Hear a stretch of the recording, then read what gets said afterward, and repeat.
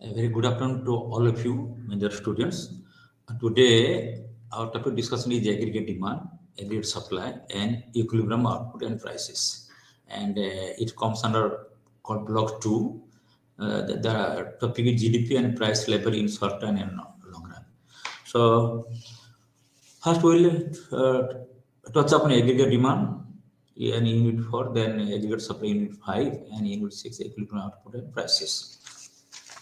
Hence, so far we have discussed the IS and LM curve. As you all know, the IS curve indicates the equilibrium in the goods market, and LM curve indicates the equilibrium in the money market. आमे आमर राज्य जो अच्छी जो मोर चाहिदा the derivation of the demand curve केमती आमे ए जो ISLM curve है परिवो मुझे भी आज आलोचना करियो अपन मना पाखरे आमे देखिचो जे गुड्स मार्केट रे हमरो इक्विलिब्रियम सेटल आसबो जेतला होती it is indicated by the called IS curve okay आउ हमरो मुद्रा बाजार रे सेतेबेला आसीची संतुलन आसीची इक्विलिब्रियम आसीची जतेबेला आमे demand from supply money equal a point it is explain by the curve LM curve एवं तत्परे आमे आलोचना करथिलु केमती there will be single or simultaneous equilibrium in the economy as a whole. Jatebali ke amaro when we put together the LM curve and IS curve, am jetebali IS curve ebong LM curve ko ekotito am jodi उपस्थापना करिबो सेतेरा आम देखिबो केमती हमरो economy रे सब मोटा मोटी भाबने हमर अर्थ व्यवस्था बा इकोनॉमी रे केमती हमरो सामग्रिक संतुलन बा जिदिन इक्विलिब्रियम आसीची आमे ता गतकाली क्लास में आलोचना करथिलु thus the interaction between the LM and IS curve also help us in finding the equilibrium price level and equilibrium output आमे आलोचना करथिलु और से जो equilibrium level of output and prices which is explained by the interaction or intersection between the IS and LM curve based upon the one assumption that is the price level remains constant. So our entire ISLM जब हमरो आलोचना पर्यालोचना हैला बा चर्चा हैला सेथरा हमरे गुटे शर्त थिला जे प्राइस रिमेन्स कांस्टेंट आज हम देखिबा if we change the price हमें जो मार्केट इकोनॉमिक वेरिएबल नेचो प्राइस लेवल हम जो चेंज कर ताले कोन हो ना इटा हम देखियो in this chapter in this new chapter unit 4 aggregate demand हम आलोचना करिबो how we will assume that the price level becomes flexible and we will derive the aggregate demand curve with the help of IS and LM curve. A IS LM का आलोचना करते हम aggregate demand curve पूर्व मु आगुटे आपण मन गुटा आज गोटे सूचना दउ चाहूची जे द केन्सियन क्रॉस बा केन्स करो छक्की चिन्ह एटा मु आज आपण देखु जादी ए देखंतु जो होचे हमरो केन्सियन छक्की चिन्ह हम दुईटा अस्त्र पाइछु हम जेमती हमर जो जेमती अछि गोटे कहिची अछि बा सीजर रहिची सेते देखु त दुईटा धार थाए देखंतु मान गोटे एक्चुअल एक्सपेंडिचर आ गोटे प्लान एक्सपेंडिचर तेनो एटा आलोचना करे मु आप बुझौची जे द फर्स्ट पीस ऑफ काइना हमरो the first piece of Keynesian approach is the planned expenditure and the second piece of Keynesian is the actual expenditure. I mean, एठी आपण बुझा परियो जे to understand the aggregate demand we have to rediscuss on Keynesian cross and theory of liquidity different. When Keynesian cross is the building block for the IS curve, explain the equilibrium in the goods market or explain the equilibrium in the actual expenditure in or income and the planned expenditure. Among the difference between the planned expenditure and actual expenditure arises when the first actual sale do not meet their expectation by plan sale for which they engage in on-plan inventory investment. तापर हमें the theory of liquidity preference is the building block for the LM curve, explain the equilibrium in the money market or explain the equality between the demand for money and supply of money. The supply of real money balance or M by PS and the demand for a real money balance that is M by PD determine the interest rate. कहीं नाम कल बुझे अपना उनको जे money बुझे साधारणतः हमें money demand माने बुझो हमरो द नॉमिनल मनी बा हम जा कोचो प्राइस इनटू एम आम जतले ए प्राइसिंग टू y py होची नॉमिनल मनी आम जतले p टा डिवाइड कर देबो will get m by p equal to real money plus त माने दि सपोज हमर पास 500 टका 500 होची जाको नॉमिनल मनी आम जदि कहबो what the real money plus हम हाथ केते से 500 टका केते परिमाण रो द्रव्य किनी परची ताको कहा जिवो ताको रियल मनी बैलेंस ता माने दी 500 टका हला py बा nominal money divided by the p we get the m by p is equal to am धरिबो the real money balance तनो ए जो रियल मनी बैलेंस रो सप्लाई होची एटा फिक्स्ड होची एवं the demand for money balance होची because the liquidity preference how people want to keep liquid money or idle money in hand काल मंद आलोचना करथि so at the equilibrium interest rate the quantity of real money balance demanded equals the quantity of money supply here the first piece of concern across is the planned expenditure. Planned expenditure means consumption by household, the investment by the farms and government expenditure. And it can be explained again that consumption means when the planned expenditure is denoted by E, then your consumption is denoted by the because consumption depends upon disponible income. So consumption is a function of the that is income minus tax. Disponible income. So and I stands for the it is for investment demand and G for government demand. So the planned expenditure depends upon income because higher income leads to a higher consumption, which is part of planned expenditure. The slope of this planned expenditure function is the marginal profit conjugate, which moves from left to right upwards. I mean, and the second piece of that is Keynesian cross is actual in expenditure or Y curve or E curve, which starts from the point of origin having 45 degree. So when people's farms plan have been realized, then we can get the equilibrium. Plan expenditure is equal to consumption plus investment plus government expenditure, and actual expenditure is the expenditure. So actually actual expenditure means the amount the household, the farms and the government they spend, and the plan expenditure means the amount of money that is the household, the farms and the government would like to spend. They'll make a plan. I mean, Keynesian cross. It actual expenditure को होची 45 degree straight line. Plan expenditure होची which comes from upper portion of the y axis. So the equilibrium in the Keynesian cross is at point A. ताने जेतेबेले जने बा लोक मानकर बा जेते फार्म मानकर से जहा बिकिया चाहउछंती ताकर actually selling is becoming their plan selling, or the equilibrium in the Keynesian cross is a point where the income actual expenditure equals the planned expenditure. It हम देखिबा how the adjustment to equilibrium in the Keynesian cross is being made and changes in income and output is derived. It the adjustment to equilibrium, if the farms were producing at level Y1, then the planned expenditure is E1.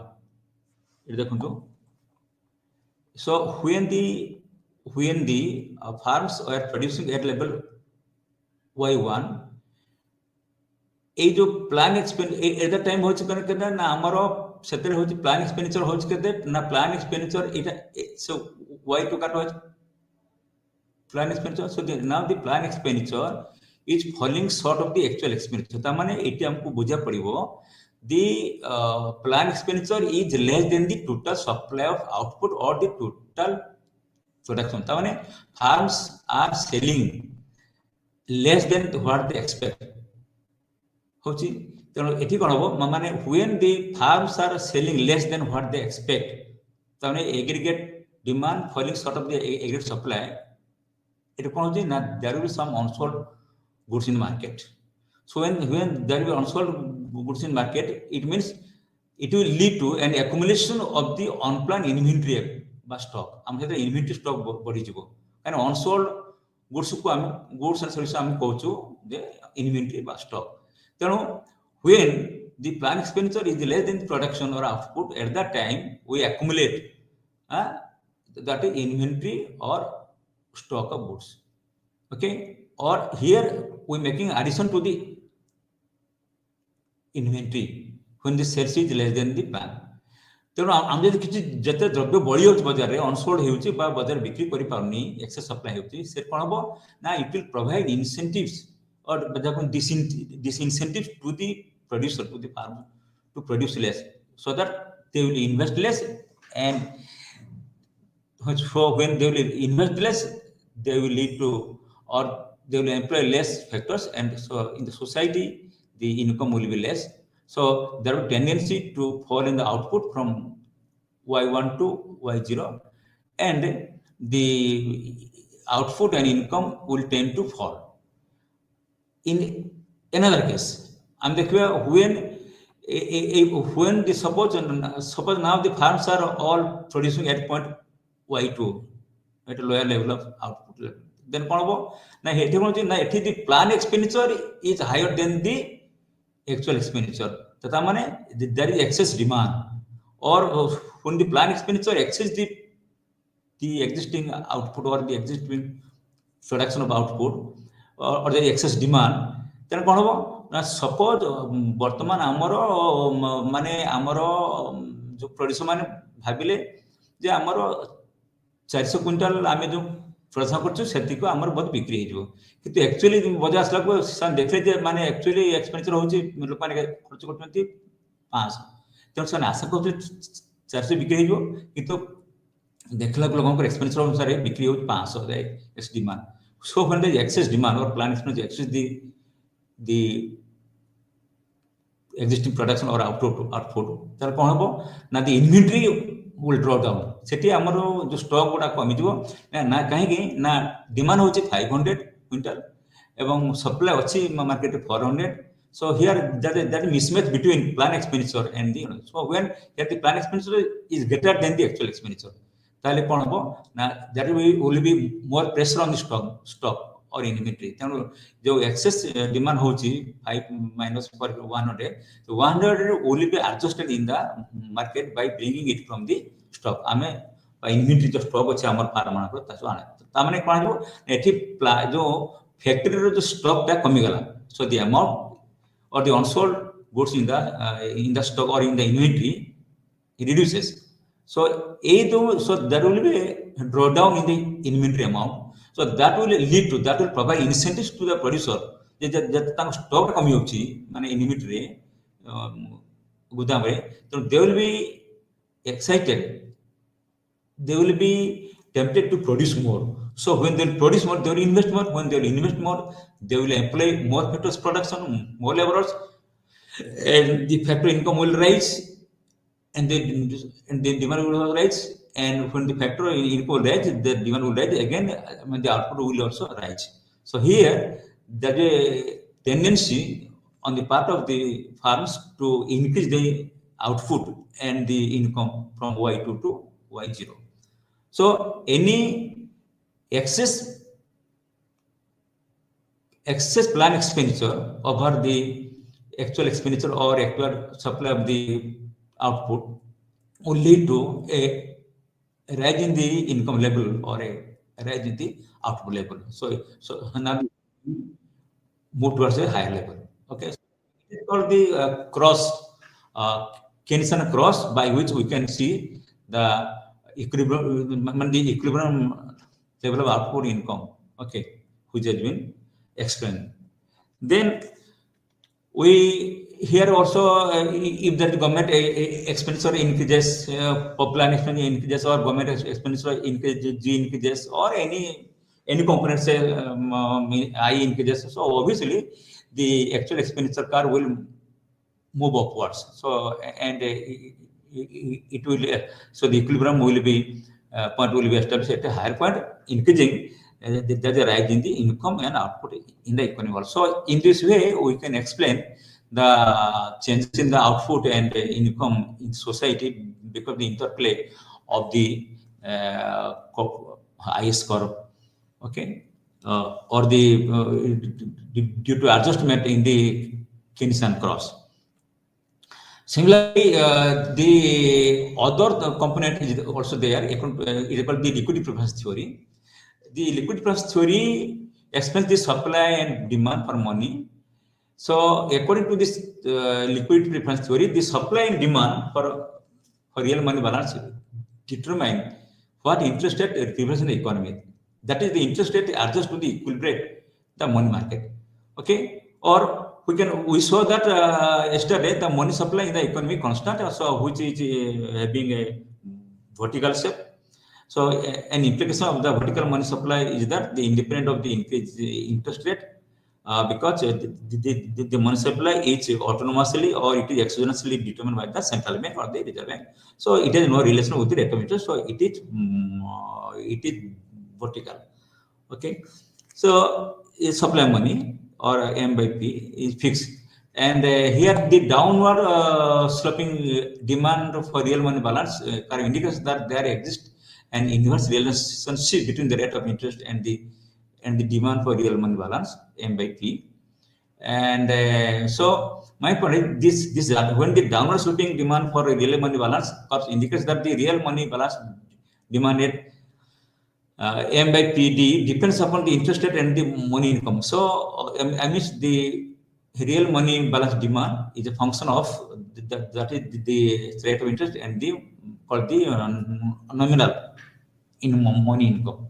Okay, so and this called the it is called the demand for money and it is called the supply of money and the equivalent quantity E and so the supply and the demand from real money balance determine the interest rate, equivalent rate of interest. Here, R is the equivalent rate of interest. So, in this way, if we joint or plot all these equivalent point between the demand and supply money, we'll get the called LM curve. It means the supply curve for real money balance is vertical. The supply does not depend on the interest rate, and the demand curve is downward sloping because a higher interest rate raises the cost of holding money and thus the lowers the quantity of demanded at that equilibrium interest rate. The quantity of real money balance demanded equals the quantity of money balance supply.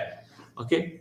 Now you can see here the reaction or in the money supply and theory of liquidity preference. You can see. So how if see a fall in the money supply will lead to a shift in the money supply curve from M1P to M2P. So it is all about things. And this LM curve, and if we plot all these points, we will get the LM curve, and LM curve indicates the equilibrium in the money market. And the intersection between the ISL and LM curve brings about the general equilibrium or the simultaneous equilibrium in the money market as well as in the called goods market or the real market, which have been explained yesterday. Today our topic is the aggregate demand curve. How? So my point here is so far we have explained all these things. Now we will now change the price level and how with the help of this ISLM curve we will draw or we will derive the aggregate demand curve can be explained today. Friends, while explaining the causes of the Great Depression during 1930s, that from 1936, Keynes has explained that the main cause of the Great Depression or recession is the inadequate effective demand. Okay, so this ineffective effective demand is the main cause for causing depression or called the recession. So this ineffective demand leads to or this inadequate aggregate effective demand leads to a fall in the aggregate supply or output. Okay, so my point here is so at that time the government policy is to exercise both the monetary policy to pump in more policy in the economy, so that people will have more purchasing power and their demand will rise. And at the same time, government also has to exercise this fiscal policy by increasing public expenditure and by cutting the public for taxes, etc., or any restriction on consumption or expenditure. The government want to boost the aggregate demand in the economy. So this lack of aggregate demand is the main cause of the recession or the boom. And but when there is there is more demand, excess demand over supply, and that period leads to called the boom or the inflation. At that time, government reduces the public expenditure and increases the taxes. At the same time, government also reduces the money supply by monetary policy. Now, how we will draw this aggregate demand curve with the help of ISLM curve? Now, we'll have a let us examine. You see, now suppose now price changes and increase in price. Suppose now price increases from, say, for example, due to any region, now the price changes. If the assumption under this aggregate demand theory, when the price change or any change in price, or suppose an increase in price will lead to an increase in nominal income. So an increase in price lead to, because when the people will sell more quantity at higher prices, the P into Y equal to the nominal money income will rise. And when the nominal money income rises, it will lead to an increase in the demand for money. It leads to an increase in the demand for money. So when demand for money rises, or there is upward shifting of the LM curve, then increase in the nominal money wage because of the increase in the price level, then what will happen? You see, this rise in the price level leads to increase in the nominal or PY or the nominal income, which in its turn will lead to increase in the demand for money. When the demand for money rises, when people want to hold more money in hand, obviously that will lead to an increase in the rate of interest. Okay, so a rise in price level leads to rise in the nominal money income. A rise in the nominal money income raises demand for money. When demand for money rises, that leads to a rise in the interest rate from R0 to R1. You see. So when due to demand for money or increase in the demand for money increases, or demand for money increases, the rate of interest rises from R0 to R1. So this rise in demand, this rise in the rate of interest will lead to, you see, a fall in the plan investment. Okay. So this rise in the demand for money will shift the demand curve, MD curve, from M0D to M1D, and the new equilibrium rate of interest will be fixed at a higher level, that is R1. So that rise in the rate of interest from R0 to R1 will lead to a rise in the interest rate from R0 to R1 will lead to a fall in the rate of falling investment, because I have already told you the investment is inversely or negatively related with the rate of interest. Okay, will fall. So when there's a fall in the investment, there will also fall in expenditure, because the fall in investment, plan investment will lead to fall in employment. And the investment money, production money, farm money, they will employ less number of factors, production or less amount of labor. So when the less number of labor will be employed, so obviously the money income or will fall, and the aggregate or the demand will also fall. Okay, fall. Okay, from C plus I0G to C plus I1G. Okay, it fall. So when the plan expenditure falls from this curve, that is C plus 10, I0 investment plus G2, C plus investment plus investment 1 plus 0. So obviously that fall in the public expenditure will lead to a fall in the output, because when the plan expenditure falls, demand falls, it will provide disincentives to the producer to produce less output, aggregate output. Okay, so when there is a fall in output, there is a fall in income, obviously income. Okay, so you see how a change in price is causing a fall in the level of income in the economy. Okay, obviously from 1 to 3 we can draw that is aggregate demand curve. It means you see when the price rises P0 to P1, okay, which leads to an increase in the nominal or money income. An increase in the nominal money income will lead to an increase in demand for money. An increase in demand for money causes a rise in the interest rate, and that causes a fall in the level of output. So when therefore the price level changes from P0 to P1, obviously, okay. So at the beginning, at the P0 price level, the output was Y0, and when the price rises from P0 to P2, now you see the income falls, output falls from Y0 to Y2. Or when it increases from P1, the income falls from Y0 to Y1. And further, if there is a rise in price level from P1 to P2, obviously the income falls from Y1 to Y2. If we dot all these points, okay, point will get this aggregate demand curve.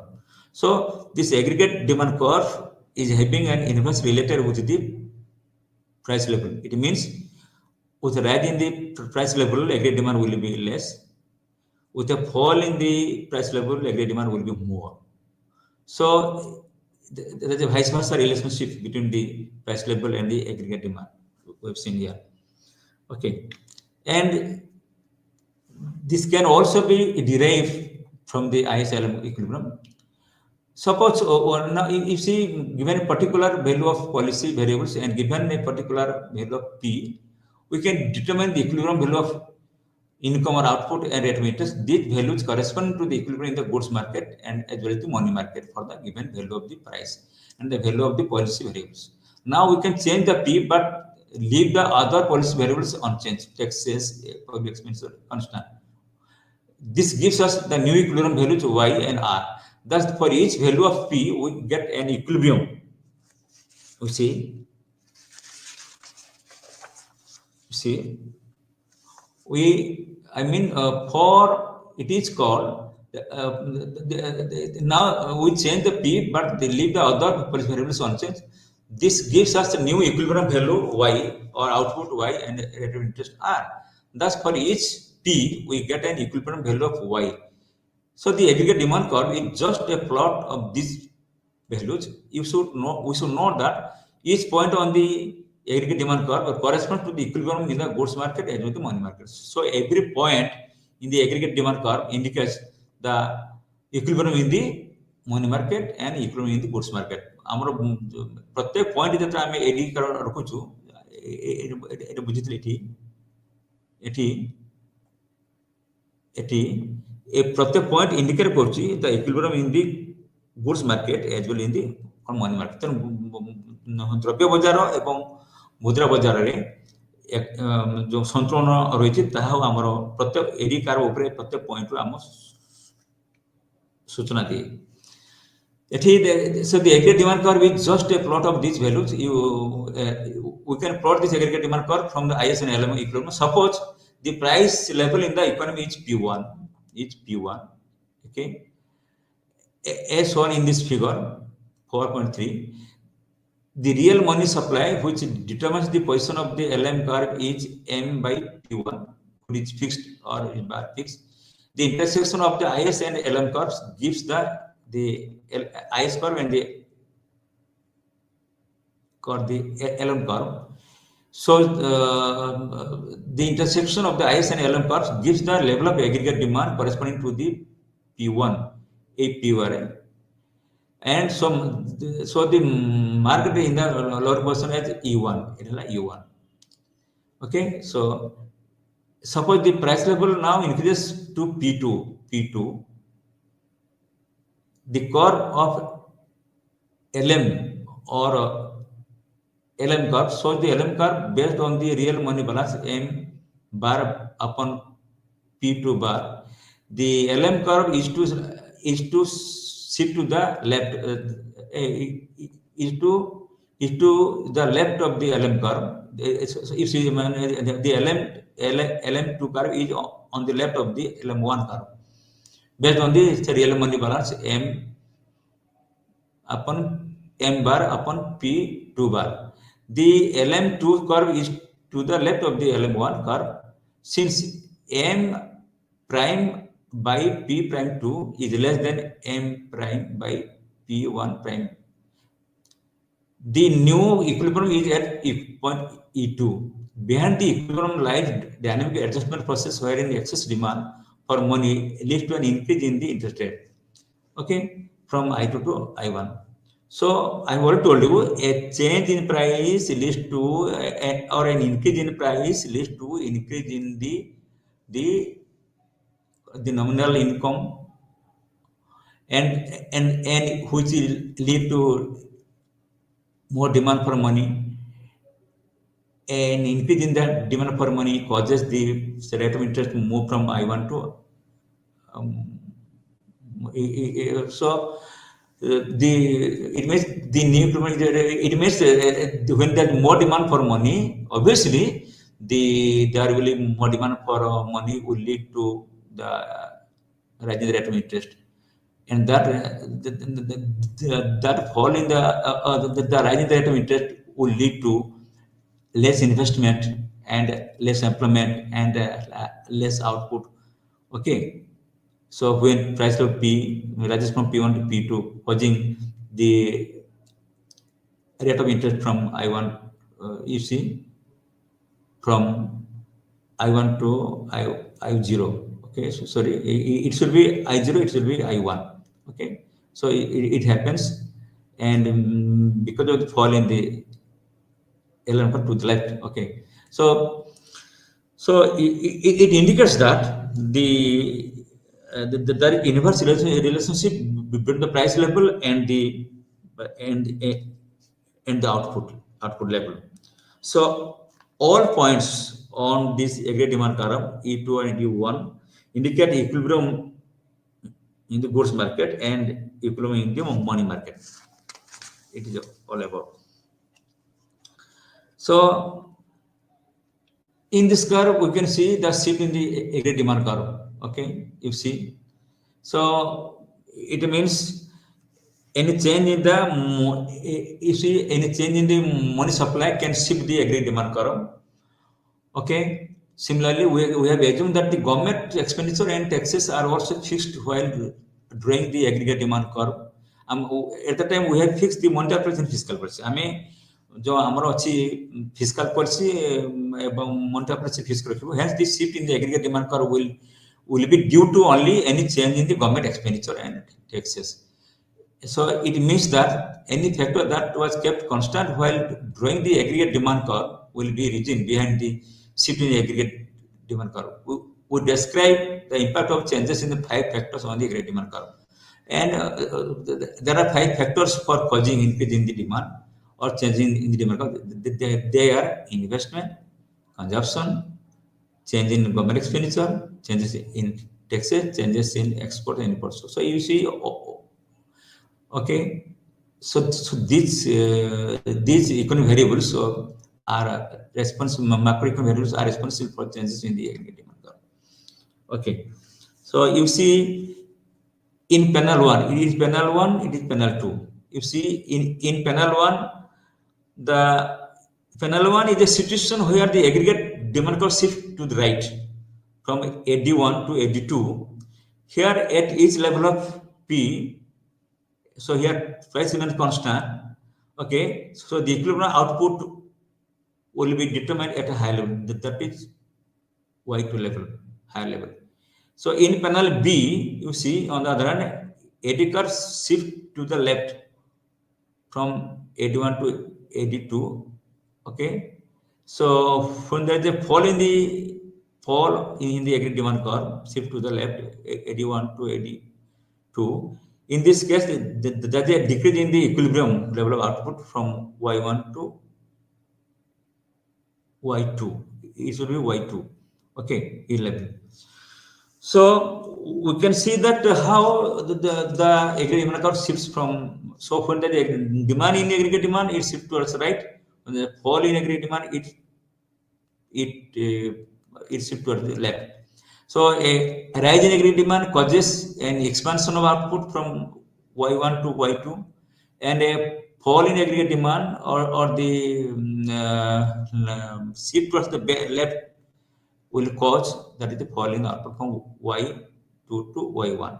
Okay, so here, okay, so income and output. Okay, so an increase will lead to expansion of output. Any decrease will lead to fall in the output from Y2 to Y1. Okay. Then, so it is aggregate demand curve, and it is also the multiplier effect. It is called the multiplier effects are there, which an increase in the autonomous aggregate expenditure shifts the aggregate demand curve to the right. On the other hand, any reduction in the autonomous aggregate expenditure shifts the aggregate demand curve to the left. If we assume a constant price level and constant interest rate, then the multiplier effect is that is known as the alpha G. If we consider the flexible price level and interest rate, as in the case of IS and LM, we have already discussed, then we obtain the two multiplier, the fiscal policy multiplier and monetary policy multiplier.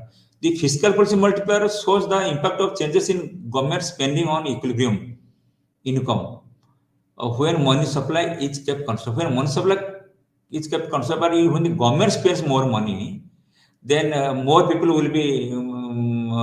Suppose government spends more money in various public works programs, it will employ more people, more laborers, more petroleum. So the income will rise. So that an increase in the government spending will lead to an increase in the income, and the equilibrium will be established at a higher point. As defined as the amount of change in national income for a given change in the government spending, while holding the real money supply constant.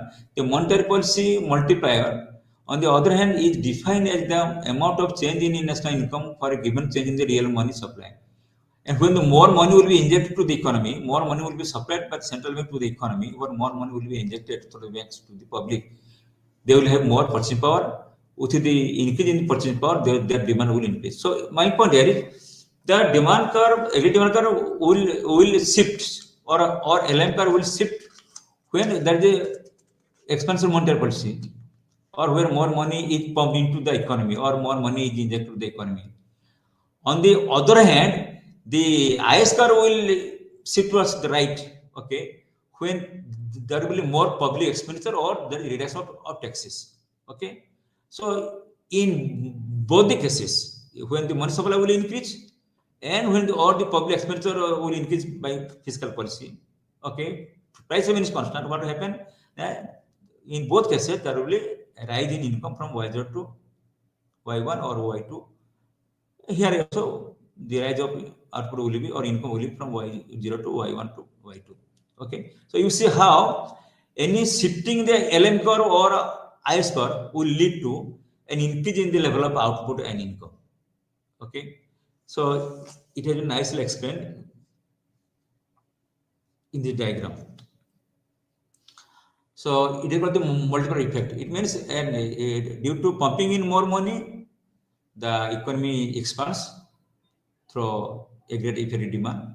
More demand, more price, more profit, more investment, more employment means more income, more output. Okay, it is the fiscal policy. Similarly, through monetary policy, when the money supply increases, more purchase power in the hands of people, more demand, more price, or higher price, higher profit, more incentives for investment. More investments means more employment, more output, more income of factors of production, and aggregate demand will also rise. So in this way, you see how it is. Similarly, any fall in the aggregate demand, okay, will lead to the contraction of the income and the output. So you see, so in this way, it is through multiple analysis with the aggregate demand curve, the GDP and the price level in the short run and in the long run are explained in the diagram. Then now we'll switch over to the aggregate supply curve. Aggregate supply, according to John Maynard Keynes, because he believes in this short run, so he believes that in the short run the aggregate supply curve always take the shape of a horizontal line. But according to the classical economists, because they believe in the assumption of the full employment and they believe in the long run supply curve. So according to the classical economist, the shape of the aggregate supply curve is vertical one. Okay, because in the short run, Keynes believes that the aggregate supply curve is likely to be horizontal during the period of recession or depression when the total output in the economy is short or at a very lower level. There are two important phases of business cycle. One is the expansionary phases and another is known as the recession phases. During the recession phase or for the deflationary situation, overall output in the economy has a tendency to decline because they fall in a price level, fall in aggregate demand, fall in investment, fall in income, fall in employment. When the economy is passing through the recession phase or deflationary phase, there is excess capacity in the economy. So, because the economy has not reached the point of full employment, so any increase in demand will lead to the increase in supply. So, there will be endless increase in supply. It means if firms expect the recession in the economy to be short, they would choose to hold the excess capacity. In that cases, if demand increases, the firms would increase the output much more than the increase in price. Okay, here the output will increase. It means a small change in or a small increase in price level will lead to great change or proportionally great change in the output. So and the supply. So here, according to the Maynard Keynes, in this short run, a small change in price level causes an infinite change in or increase in the change in the aggregate supply. Therefore, according to John Maynard Keynes, the aggregate supply curve takes the shape of a horizontal shape. Okay, and here the expansion of the classical economists that they believe on the assumption of the full employment. The economy has already reached the full employment. So therefore, according to the classical economist, the aggregate supply curve is vertical, indicating that there is full employment level in the economy. And the classical aggregate supply curve is based on the assumption that the labor market is in equilibrium with the full employment of the labor force. If in certain sectors of the manufacturers face high demand, they raise the price for their product, but they cannot raise the output supply because already all the factors of production are already in a situation or situated or are already fully employed. So as the sector witness a high growth due to a high demand, then they plan to invest more, buy more machinery, more materials, more labor, etc. So the by engaging more inputs or more factors production, capital than machinery or more inputs or more labor, they can increase the supply. Okay, it is the side effect of shifting the factors of production. So here only within the economy, the shift of the factors of production away from the lower demand sector or from the lower demand farm to the higher demand farm or from the lower demand sector to the higher demand sector. But if the higher demand for goods and services is in the economy is very wide, then all the factors of production are already employed. There is not any way to increase the overall production or supply. So therefore, it will result in the price rise only, while the supply will not increase, it remains constant. So the level of output corresponding to full employment of the labor force in the in the in the classical analysis, the aggregate supply curve remains it remains vertical. Okay, and now we'll next discuss about these shifts in the long run aggregate curve supply curve. The this that is shift in the long run aggregate supply curve. For the reasons we can explain that the level of potential output changes over time. Let us find out the reasons for the such changes in the potential output. We should note that potential output will change if there are changes in the quantity of labor, stock of capital, and amount of the natural resources or the state of the technology.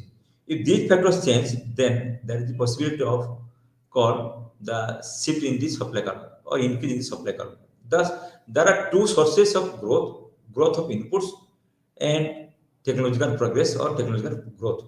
The potential gross domestic product GDP increases as the economy accumulates resources. There are more machinery, more buildings, more raw materials. These inputs lead to an increase or expansion of the full production capacity of the economy.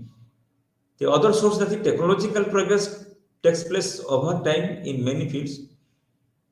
We have to notice that how more and more powerful computers and mobile phones have been invented over the years. Such improvement, such technological improvement or progress is taking place in the most field in the whole world. The technological progress leads to increase in the productivity or efficiency. ଆମର ବୈଷୟିକ ଜ୍ଞାନ ଯେତେ ବଢ଼ି ବଢ଼ି ଯାଉଛି ନୂଆ ନୂଆ ଯନ୍ତ୍ରପାତି ହାତ ହତିଆରର ସଂଖ୍ୟା ବଢ଼ୁଛି ନୂଆ କମ୍ପ୍ୟୁଟର ନୂଆ ଟେକ୍ନୋଲୋଜି ନୂଆ ଇନପୁଟ ଆସୁଛି ସେତେବେଳେ ଆମର ପ୍ରଡକ୍ଟିଭ କାପାସିଟି ବଢ଼ୁଛି କାହିଁକି ନା ଏବେ ଆମେ ମଣିଷ ବଦଳରେ ମେସିନ୍ ଲଗାଉଛୁ ମେସିନର ପ୍ରଡକ୍ଟ କାପାସିଟି ବେଶୀ ଅଳ୍ପ ସମୟରେ ଅଧିକା ଜିନିଷ ଉତ୍ପାଦନ କରିପାରିବ ତେଣୁ ଇଟ୍ implies we can produce more output from the same level of inputs due to technological progress and the growth of new inputs in the economy. Thus, the position of the classical aggregate supply curves moves to the right over the period of time because it takes a long time. So, the growth of inputs and the technological progress they are all long run phenomena. So, therefore, in the long run or in the over a long period of time, there's possibility of technological progress and the growth of inputs or inventions of various machinery tools, etc. All these causes, in the long run, an increase in the output, as a result of which the long run aggregate supply curves moves from here from LRAS1 to LRAS2 in this diagram, or output increases from Y1 to Y2 or from Y1 to Y2. Output or income also increases. So this is all about the shift in the long run. So therefore, and that's another concept known as the aggregate supply curve in the medium run or its shifts. So when the short run aggregate supply curve according to the manner Keynes is a horizontal shape, and according to the classical economist, it is a vertical shape. So therefore, the medium run is a time period in between the short run and the long run. So therefore, the supply curves in the medium run or between the short run and long run period is it is upward shifting. You see. So here it is neither vertical nor horizontal, but it is in between the horizontal and the vertical. That is, it is upward sloping. So we see the upward sloping the aggregate supply curve in the medium run phases. Okay, so in the medium run phases, the supply curve is upward sloping exactly here. Okay, so this upward sloping medium run curve is in between the, you see, Okay, so you see when there is a technological progress, we have discussed about, you see, that is medium. So you see the technological progress, we discuss about the impact of the technological progress on the aggregate supply curves. We have also discussed how the public expenditure through public policy or fiscal policy can lead to increase in the public expenditure, also lead to increase in, because when the government provides incentives to farms so that economic growth accelerates, these incentives should be in the form of tax cuts or reduction of taxes through fiscal policy for farms, or higher government expenditure on infrastructural building, or like building of roads, railways, power plants, steel plants, power supply, electric generation, communication, telephone, telegraphs. Okay, so all the things called capital goods are helping in the expansion of the economy. Such incentives reduce, such incentives through public policy will reduce the cost of production. So when a government provides a roads or electricity to a newly built farm or startup farm, obviously say the cost of production is falling. ଯେତେବେଳେ ଜଣେ ନୂଆ ଆରମ୍ଭ କରୁଥିବା ମାନେ ଜଣେ ଶିଳ୍ପପତି ଯେତେବେଳେ ସରକାର ତାକୁ ମାଗଣା ଜମି ଦଉଛି, ମାଗଣା ରୋଡ ଦଉଛି, ମାଗଣା ଇଲେକ୍ଟ୍ରିକ ଦଉଛି, ବା କମ ଦରରେ ବା ସେ ଡିସକାଉଣ୍ଟ ରେଟ୍ରେ ଦଉଛି, obviously it cost of production will be less. Okay, so therefore the average supply curve shift to the right, or the corporate firms will be encouraged, they tempted to produce more. Okay, so if the government policies are such that it increase the cost of production by stricter, by very called stricter environmental norms. Say for example, if government imposes more taxes and reduces public expenditure, then there will be shift in the average aggregate supply curves from AS to S1. So with the expansion in monetary policy, fiscal policy, the aggregate supply curves in the medium run increases, shift towards right. And in case of any tight monetary policy, or say restrictive fiscal policy, or by reduction of public expenditure, or by imposing higher taxes on the farms, etc., obviously it will send the this provide incentives to produce less, and therefore the aggregate supply curve will shift towards left. So this is all about the aggregate supply curve in the medium run and its shifts. Okay, let's explain. And here you see this short run equilibrium by intersection of the aggregate demand curve and aggregate supply curve in short run. And so the short run equilibrium is achieved when the short run aggregate supply curve and aggregate demand curve intersect.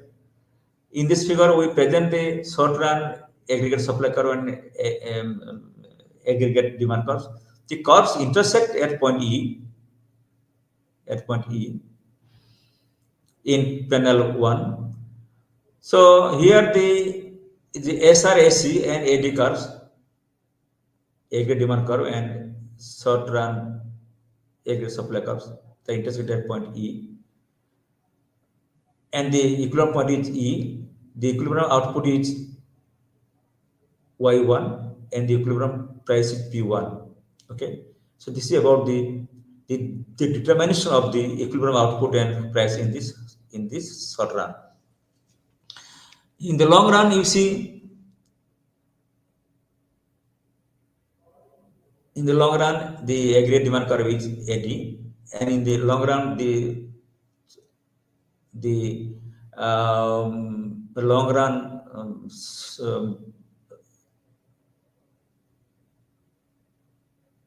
long run aggregate supply curve is fixed here, according to the classical economist, and this short run aggregate supply curve is this one, according to your Keynes version.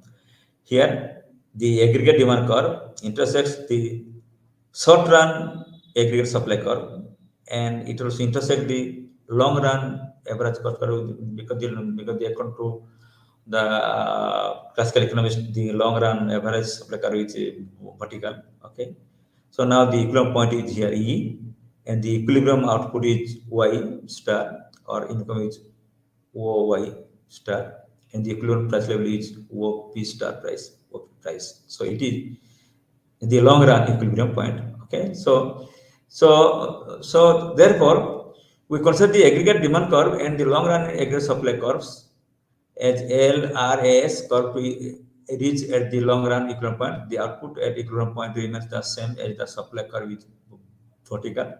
In the long run, we notice that the intersection between the short run aggregate supply curve and the aggregate demand curve also produce the same output level.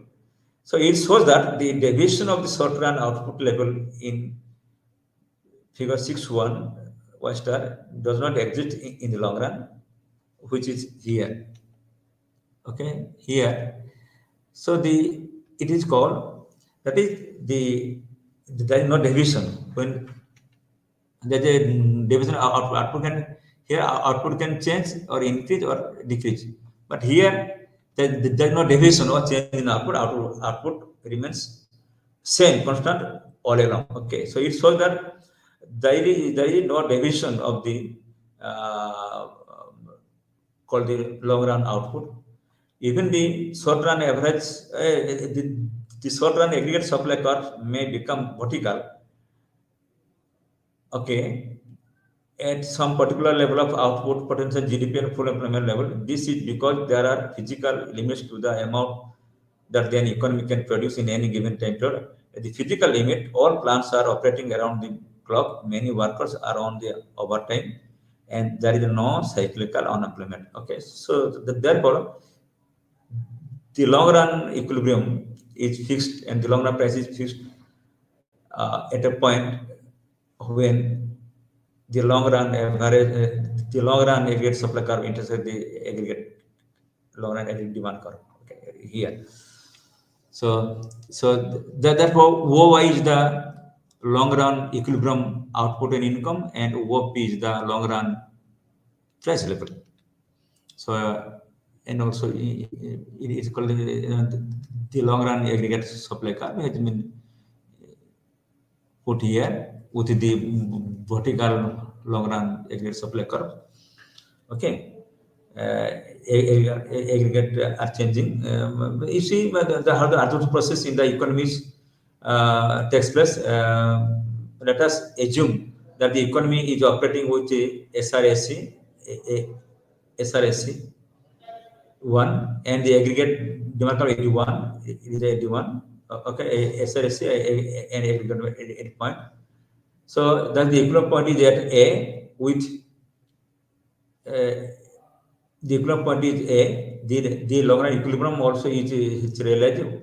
Y1 is the long run income level, which represents the full employment at level Y.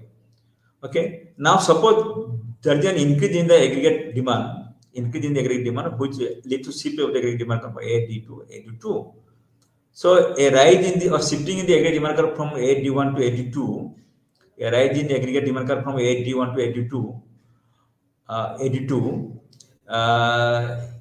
AD2, if see,